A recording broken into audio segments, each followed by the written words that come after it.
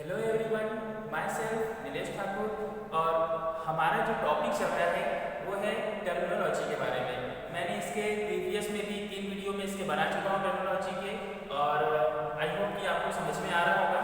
और अभी इसके समथिंग 3 वीडियो और बनेंगे, तभी हमारा टॉपिक कंप्लीट होगा। इसके बाद हमारा एक टॉपिक और बचेगा, फिर हमारी फर्स्ट यूनिट कंप्लीट हो जाएगी। तो आशा करता हूँ कि आपको समझ में आ रहा होगा। तो हम स्टार्ट करते हैं। ओके, सबसे पहले मैंने क्या लिखा है, फोमिट्स। क्या लिखा है, फोमिट्स। अबे फोमिट्स होता क्या है ना भाई? टर्मिनोलॉजी है, फोमिट्स है, और माइक्रोनिस का यूज कहाँ पर होता है। जहाँ भी फोमिट्स आया तो उसका हमें मतलब मीनिंग पता होना चाहिए कि इसका मीनिंग क्या निकलता है ना। तो हम वही देखेंगे कि फोमिट्स होता क्या है। ठीक है, तो देखते हैं क्या होता है फोमिट्स। ठीक है, सब्सटेंसेस अदर देन फूड, मतलब कि सब्सटेंसेस पदार्थ, ठीक है, अदर देन फूड मतलब कि जब भोजन फूड के अलावा, अदर, ठीक है, के अलावा, सब्सटेंसेस मतलब पदार्थ, सब्सटेंस दैट में ट्रांसमिट इन्फेक्शियस ऑर्गेनिज्म, मतलब कि क्या है, ऑर्गेनिज्म, जीव की। वो क्या बोल रहा है कि सब्सटेंसेस दैट फूड की जब भोजन, मतलब कि भोजन के अलावा या भोजन के अंदर कुछ ऐसे सब्सटेंस भी होते हैं जो जिसमें क्या होते हैं, माइक्रो ऑर्गेनिज्म होते हैं, और उनसे हमें क्या हो सकता है, इन्फेक्शन हो सकता है। तो वो किसके अंतर्गत आता है, फोमिट्स के अंतर्गत आता है। कि क्या है कि जब हम भोजन तो कर रहे हैं, है ना, भोजन के अलावा भी कुछ सब्सटेंस ऐसे होते हैं जिसमें माइक्रो ऑर्गेनिज्म प्रेजेंट है, और अगर माइक्रो ऑर्गेनिज्म प्रेजेंट है तो उनके थ्रू हमें क्या हो सकता है, इन्फेक्शन हो सकता है। तो ऐसा तो है नहीं कि हम सिर्फ भोजन ही करते हैं, हम बाहर कहीं भी जाते हैं घूमने तो कुछ भी चीज़ मतलब ऐसे फूड वगैरह या कुछ भी खरीद के जैसे खा लेते हैं, तो उसमें भी कुछ माइक्रो ऑर्गेनिज्म होते हैं, है ना। अगर हम उसमें केयरफुली नहीं रहेंगे तो माइक्रो ऑर्गेनिज्म हमें क्या करेंगे, इन्फेक्शन, है ना, इन्फेक्शन फैलाएंगे, संक्रमण फैलाएंगे हमारी बॉडी में। अब जैसे मान लो मार्केट से कुछ खरीद के लाया, कुछ फ्रूट्स वगैरह खरीद कर लाया, है ना, तो हम अधिकतर घर में क्या करते हैं कि उन फ्रूट्स को पहले पानी से क्लीन करते हैं, धोते हैं, धोने के वॉश करते हैं, वॉश करने के बाद ही हम उसे खाते हैं। लेकिन कभी कभी क्या होता है कि मार्केट से जैसे लाए, कुछ लोग क्या करते हैं, मार्केट से लाया और कुछ वॉश किया नहीं, उठाया उसने खा लिया। तो उसमें अब जब मार्केट में था वहाँ तो इतनी सारी भीड़ रहती है मार्केट में, है ना, और कहना चाहिए बहुत सारी डस्ट होती है, तो उस फल पे कितने सारे माइक्रो ऑर्गेनिज्म रहे होंगे, है ना। खाने को तो खा लिया, लेकिन उसके साथ हमारी बॉडी के अंदर क्या चला गया, माइक्रो ऑर्गेनिज्म चला गया। और जब माइक्रो ऑर्गेनिज्म हमारी बॉडी में गया तो वो क्या कर रहा है, हमारे बॉडी के अंदर इन्फेक्शन फैला रहा है ना। तो भोजन के अलावा भी वही एक ऐसे सब्सटेंस है जो क्या करते हैं कि हमारी बॉडी के अंदर जाते हैं, तो जो ऑर्गेनिज्म होते हैं, जैसे फ्रूट खाया, फ्रूट के अंदर मतलब फ्रूट पे बहुत सारे ऑर्गेनिज्म लगे थे, तो ऑर्गेनिज्म हमारी बॉडी के अंदर गए तो वो हमें क्या कर रहे हैं, इन्फेक्शन फैला रहे हैं। तो वही किसके अंतर्गत आता है, फोमिट्स के अंतर्गत आता है। अब हम देखेंगे नेक्स्ट है हमारा फर्मेंटेशन। फर्मेंटेशन का मैंने प्रीवियस वीडियो में आपको बताया था, ये कौन सी प्रोसेस होती है, किण्वन प्रोसेस, जिसका मतलब क्या होता है, उबालना, है ना, जिसका मतलब क्या होता है कि उबालना। अब हम इसको देखेंगे फर्मेंटेशन को कि the slow decomposition for example by microorganism of organic, ठीक है, क्या दिया है, the slow decomposition for example by microorganism of organic, the slow decomposition, composition मतलब क्या होता है, बनावट होता है, तो यहाँ क्या लग गया है, डिकम्पोजिशन मतलब अबनावट। तो इसकी जो प्रोसेस होती है वो कैसी होती है, बहुत स्लो होती है, बहुत धीरे होती है। जैसे एग्जांपल के लिए कि उसने क्या दिया है, by example micro organism of organic, है ना। तो माइक्रो ऑर्गेनिज्म क्या करते हैं कि जैसे कुछ माइक्रो ऑर्गेनिज्म हमारे लिए यूजफुल भी होते हैं, तो कुछ क्या होते हैं, हार्मफुल भी होते हैं। अब यहाँ पर कौन सी प्रोसेस हो रही है, फर्मेंटेशन की प्रोसेस हो रही है। तो हमें फर्मेंटेशन में देखना है कि ये प्रोसेस कैसी होती है, किस टाइप से वर्क करती है ना। अब जैसे उसने क्या दिया है कि बाय एग्जांपल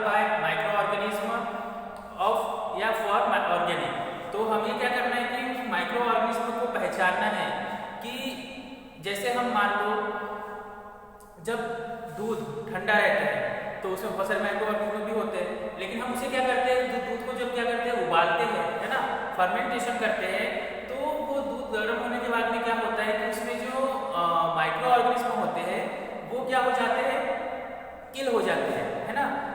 तो उसी टाइप से है कि हमें उस माइक्रो ऑर्गेनिज्म को पहचानना है, उनका डिकम्पोजिशन करना है, उन्हें अलग करना है। तो यही होती है हमारी फर्मेंटेशन प्रोसेस। अब आगे देखिए क्या किया है उसने, material such as the decomposition of a sugar solution by yeast to form alcohol। अब उसने क्या दिया है कि मटेरियल, उस पदार्थ का नाम, मतलब उसने एग्जांपल के लिए बताया है कि कुछ मटेरियल ऐसे होते हैं जो जिसके थ्रू हम क्या करते हैं, उसका अपघटन होता है किण्वन प्रक्रिया का। तो यहाँ पर उसने दिया है decomposition of sugar solution. Sugar का हिंदी मीनिंग आपको पता है क्या होती है, शक्कर या चीनी भी बोल सकते हैं, है ना। तो सॉल्यूशन घोल, तो जो चीनी का घोल है या शुगर सॉल्यूशन है उसका क्या हो जाता है, डिकम्पोजिशन हो जाता है, मतलब कि अपघटन होना। ये किस प्रोसेस के अंतर्गत आ रहा है, फर्मेंटेशन के अंतर्गत आ रहा है, ठीक है। शुगर सॉल्यूशन का क्या हो रहा है, डिकम्पोजिशन हो रहा है। और जो ईस्ट है, ईस्ट टू फॉर्म एल्कोहल। अब ये ईस्ट क्या है, ये फंगस का ही एक टाइप होता है ना, कवक का एक टाइप होता है ईस्ट टू फॉर्म मीन्स होता है बनना। तो ये किसके थ्रू बन रहा है, एल्कोहल। एल्कोहल क्या कर रहा है, एल्कोहल के थ्रू किसका अपघटन हो रहा है, मतलब ईस्ट का अपघटन हो रहा है, ठीक है। तो ये हुआ हमारी फर्मेंटेशन प्रोसेस होती है जिसमें शुगर सॉल्यूशन का भी डिकम्पोजिशन हो गया और ईस्ट का एल्कोहल के साथ भी क्या हो गया, डिकम्पोजिशन हो गया। और इसमें हम क्या करते हैं, ये एक ऐसी प्रोसेस होती है जिसमें हम माइक्रो ऑर्गेनिज्म को क्या करते हैं, जब जैसे कोई भी सॉल्यूशन है या जिसका भी हमें अपघटन करना है। अब जैसे दूध का ही मैंने आपको बताया था कि जब दूध ठंडा होता है तो उसमें माइक्रो ऑर्गेनिज्म होते हैं, बट जब हम उसे उबालते हैं तो उसमें जो माइक्रो ऑर्गेनिज्म प्रेजेंट है वो क्या हो जाएंगे, किल हो जाते हैं, ठीक है। अब हम आगे देखेंगे, हमारा नेक्स्ट है फंगस। फंगस का मैंने आपको हिंदी मीनिंग बताया है, क्या होता है, कवक। तो अब हम फंगस के बारे में देखेंगे। ए सिंपल यूनिसेल्युलर और multicellular structure which reproduce by forming spores. अब क्या दिया है, ए सिंपल यूनिसेल्युलर और मल्टीसेल्युलर। अब ये सिंपल मतलब कि साधारण क्या होता है, यूनिसेल्युलर और मल्टीसेल्युलर भी होता है। जैसे कि यूनिसेल्युलर का हिंदी मीनिंग होता है एक कोशिकीय और मल्टीसेल्युलर का होता है बहुकोशिकीय। तो इसका स्ट्रक्चर कैसा होता है, मतलब कि ये यूनिसेल्युलर भी होते हैं और मल्टीसेल्युलर भी होते हैं, कौन, फंगस। तो वो क्या रिप्रोड्यूस करते हैं, क्या उत्पन्न करते हैं, क्या बनाते हैं, बाय फॉर्मिंग स्पोर्स। ये क्या बनाने का काम करते हैं, फंगस स्पोर बनाने का काम करते हैं, है ना। जब ये डेथ होने की कगार पर आते हैं तो ये क्या बनाने लग जाते हैं, स्पोर बनाते हैं। स्पोर बनाने के थ्रू ये कुछ दिन तक और जीवित रह सकते हैं, कौन, फंगस। क्या करते हैं, स्पोर बनाते हैं, है ना। और ये यूनिसेल्युलर और मल्टीसेल्युलर भी होते हैं। अब हम आगे देखेंगे, ठीक है। अब हम आगे देखेंगे फर्मिगेशन के बारे में कि फर्मिगेशन होता क्या है, ठीक है। फर्मिगेशन मतलब कहना चाहिए कि ये एक प्रकार की गैस ही होती है। ये ऐसी गैस होती है कि जिसके संपर्क में जैसे कोई माइक्रो ऑर्गेनिज्म आता है तो वो नष्ट हो जाता है। माइक्रो ऑर्गेनिज्म जैसे संपर्क में आएगा तो क्या हो जाता है, डिस्ट्रॉय हो जाता है। तो वही देखेंगे हम फर्मिगेशन के बारे में। Exposure to the fumes of a gas that destroys bacteria, virus etc. Exposure, ठीक है, एक्सपोजर टू द फ्यूमस, ठीक है। फर्मिगेशन एक ऑफ अ गैस, एक ऐसी गैस है कि जिसके एक्सपोजर, संपर्क में आने पर, फर्मिगेशन एक ऐसी गैस है जिसके एक्सपोजर में मतलब संपर्क में आने पर जो बैक्टीरिया है या वायरस है या अदर जो भी माइक्रो ऑर्गेनिज्म है, जब वो फर्मेंटेशन गैस के संपर्क में आते हैं तो वो क्या हो जाते हैं, डिस्ट्रॉय हो जाते हैं। वो गैस जो होती है वो उनको क्या कर देती है, डिस्ट्रॉय कर देती है ना। जैसे ही गैस के संपर्क में कोई माइक्रो ऑर्गेनिज्म गया तो वो क्या हो जाएगा, पूरी तरह से डिस्ट्रॉय हो जाता है।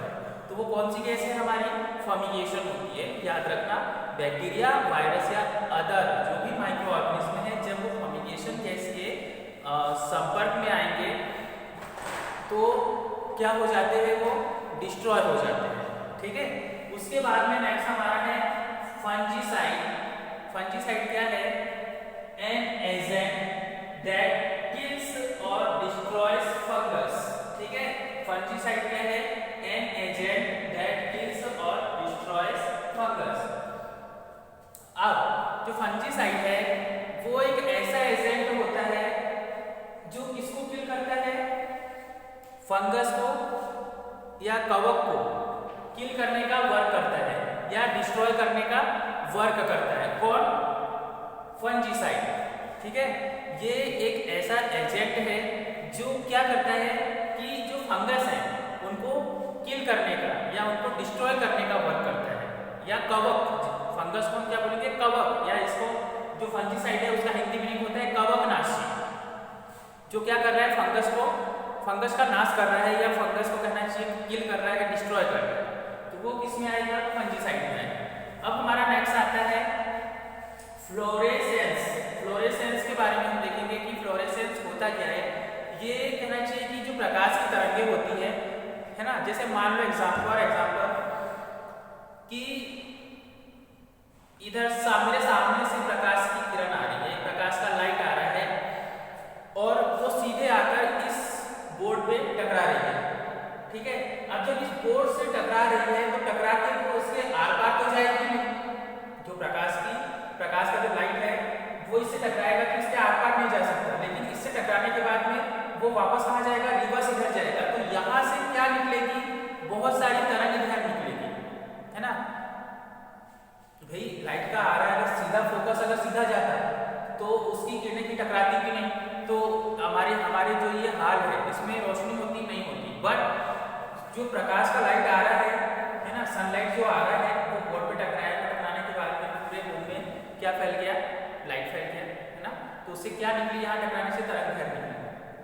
अब हमें उसी के बारे में देखना है, the mission of light of a particular wavelength by a substance। ठीक है, the emission of light of a particular wavelength by a substance।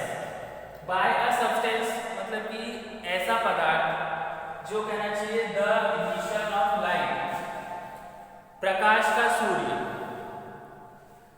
का प्रकाश या प्रकाश light of a particular wavelength मतलब कि एक विशेष तरंगदैर्घ्य, वेवलेंथ तरंगदैर्घ्य, है ना। A particular wavelength by a substance मतलब कहना चाहिए विशेष तरंगदैर्घ्य के प्रकाश का क्या हो रहा है, यहाँ पर उत्सर्जन हो रहा है ना। Particular wavelength by a substance मतलब कि एक तरंगदैर्घ्य के प्रकाश का क्या हो रहा है, यहाँ पर उत्सर्जन हो रहा है। ठीक है, पदार्थ में, बाय अ पदार्थ में, which has absorbed light of a shorter wavelength। अभी क्या कर रहा है कि जो पदार्थ है वो क्या कर रहा है, प्रकाश को एब्जॉर्ब करना मतलब अवशोषित करना। एब्जॉर्ब मींस क्या होता है, अवशोषित करना। तो किसको अवशोषित कर रहा है, लाइट को। जो पदार्थ है वो किसको अवशोषित कर रहा है, light of a shorter wavelength. जो तरंगदैर्घ्य है वो किसको अवशोषित कर रही है, लाइट को। प्रकाश को क्या कर रही है, एब्जॉर्ब कर रही है। क्या कर रही है, एब्जॉर्ब कर रही है। फॉर एग्जाम्पल मतलब उसने दिया है उदाहरण के लिए, the mission of green light. अब क्या दिया है उसने कि एक कहना चाहिए कि जो उदाहरण के लिए जो हरी रोशनी है या ग्रीन लाइट जो है, ठीक है, जो ग्रीन लाइट है, by molecules of fluorescence dye which have absorb blue light. Dye के अणु हैं, किसके, मॉलिक्यूल्स ऑफ फ्लोरेसेंस, जो फ्लोरेसेंस के अणु हैं या फ्लोरेसेंस डाई के जो अणु हैं उनके द्वारा किसका उत्सर्जन हो रहा है, उनके द्वारा किसका उत्सर्जन हो रहा है, mission of green light by molecules of fluorescence, fluorescence dye के मॉलिक्यूल के द्वारा किसका उत्सर्जन हो रहा है, मिशन उत्सर्जन, किसका मिशन हो रहा है, ग्रीन लाइट का उत्सर्जन हो रहा है।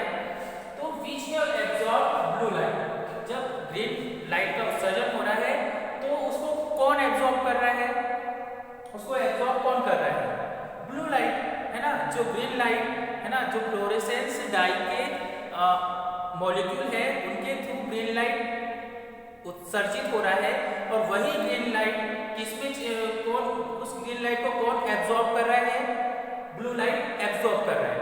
तो वो क्या है, फ्लोरेसेंस है, फ्लोरेसेंस के अंतर्गत आता है। ठीक है, आगे समझ में कि भाई देखो हमारे पास जो तरंगदैर्घ्य है, वेवलेंथ, जो तरंगदैर्घ्य है, तो उसमें जो प्रकाश है एक विशेष मतलब पर्टिकुलर जो वेवलेंथ है, या कहना चाहिए कि जो विशेष तरंगदैर्घ्य है, तो उसमें प्रकाश क्या हो रहा है, उत्सर्जित हो रहा है, प्रकाश की किरणें या प्रकाश की रोशनी क्या हो रही है, उत्सर्जित हो रही है, वो भी एक पदार्थ में। तो has absorbed light of shorter wavelength, जो तरंगदैर्घ्य है वो क्या कर रही है, उस प्रकाश को या उस पदार्थ में उस प्रकाश को क्या कर रही है, एब्जॉर्ब कर रही है। अब एब्जॉर्ब कर रही है तो उसने एग्जांपल क्या दिया कि जैसे मान लो कि कोई ग्रीन लाइट है ना, तो जो फ्लोरेसेंस डाई है, जो फ्लोरेसेंस डाई के जो मॉलिक्यूल है वो ग्रीन लाइट को क्या कर रहे हैं, एब्जॉर्ब कर रहे हैं। लेकिन जब वो ब्लू लाइट आता है तो ब्लू लाइट क्या करता है, उस ग्रीन लाइट को एब्जॉर्ब कर लेता है, तो वो किसमें आता है, फ्लोरेसेंस के अंतर्गत आता है। अब हम इसके आगे और देखेंगे, अब हम देखेंगे फूड पॉइजन। ठीक है, कि फूड पॉइजन क्या होता है। ठीक है, अब ये फूड पॉइजन क्या है कि अगर मान लो कि अगर आप जो भोजन कर रहे हो तो कभी कभी आपके पेट में पेट खराब हो जाता है ना, तो वो किस वजह से होता है ना, या तो कभी ज़्यादा खाना खाने से होता है, या आप कुछ ऐसी चीज़ खा लेते हो जिससे आपके पेट में गड़बड़ी हो जाती है, तो वो किसके अंतर्गत आता है, फूड पॉइजन, उसे ही कहते हैं। ठीक है, अब हम फूड पॉइजन के बारे में देखेंगे। स्टोमक और intestinal disturbances due to food contaminated with certain microbial toxins। ठीक है, स्टोमक और intestinal disturbances due to food contaminated with certain microbial toxins। अब जो आपका स्टोमक और इंटेस्टाइनल होता है, स्टोमक का हिंदी मीनिंग क्या होगा, आमाशय, और इंटेस्टाइनल का होता है आंत। तो जो आपके पेट में जो स्टोमक और इंटेस्टाइनल होता है तो वो डिस्टर्ब हो जाता है। क्यों डिस्टर्ब हो रहा है कि due to food contaminated with certain microbial toxin, मतलब कि आपने जो भोजन किया है ना, तो उस भोजन के साथ में आपके पेट के अंदर क्या चले गए, कुछ माइक्रोबियल टॉक्सिन मतलब जहरीले पदार्थ कुछ ऐसे चले गए हैं जो आपके पेट में क्या कर रहे हैं, इन्फेक्शन फैला रहे है ना। माइक्रोबियल टॉक्सिन चले गए हैं जो आपके पेट में क्या कर रहे हैं, इन्फेक्शन फैला रहे हैं। ठीक है, और जो पेट में गए वो क्या है, माइक्रो ऑर्गेनिज्म है, वो जहरीले पदार्थ है, और जब तक वो एक्सक्रीट नहीं होंगे या आप तब तक उसका ट्रीटमेंट नहीं करवाओगे तो क्या आप ठीक हो गए। तो कभी कभी क्या होता है कि हम जो भोजन करते हैं तो भोजन के साथ में कुछ टॉक्सिन्स माइक्रोबियल ऐसे चले जाते हैं हमारे पेट में, जिससे हमारा पेट क्या हो जाता है, खराब हो जाता है, और वो स्टोमक और इंटेस्टाइनल को क्या करते हैं, इन्फेक्टेड करते हैं, जिस वजह से हमें क्या हो जाती है, फूड पॉइजन हो जाती है ना। तो यही था हमारा फूड पॉइजन, और हमारा अभी टॉपिक कंप्लीट नहीं हुआ है, हम इसके आगे का नेक्स्ट वीडियो में देखेंगे, है ना। क्योंकि मैं आज इसलिए इतनी ज़्यादा लंबी वीडियो नहीं बना रहा हूँ, क्योंकि कम टाइम की वीडियो रहेगी तो आपको देखने में अच्छा लगेगा, आप बोर नहीं होगे, है ना। और आपको जो भी डाउट है या जो भी आपके क्वेश्चन है आप कमेंट सेक्शन में कर सकते हैं, और यदि आपको मेरी वीडियो अच्छी लगे तो आप मेरे चैनल को लाइक शेयर सब्सक्राइब जरूर करें। ठीक है, थैंक यू फॉर वॉचिंग।